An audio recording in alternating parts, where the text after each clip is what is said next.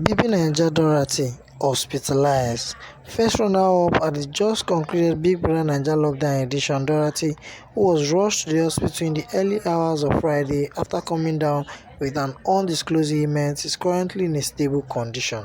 Dorothy's sister Cynthia had announced on Twitter that the reality TV star was down with an undisclosed ailment and rushed to the hospital.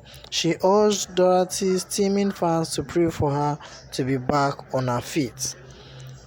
Sharing the post on Twitter, Dorothy's sister wrote, "Rushing out to the hospital in the early hours of today is definitely the scariest thing that ever happened to me. Pray for my baby to be back on her feet soon. Thank you guys for the messages," she said. Meanwhile, the latest post on Dorothy's Instagram page dedicated to her fans indicates that the busty reality TV star, who began a media tour on Thursday, is responding to treatment. "Thank God Dorothy is recovering, explorers. Thank you all for your prayers.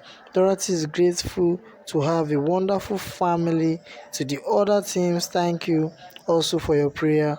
We appreciate and we can't wait to have you back," the post reads.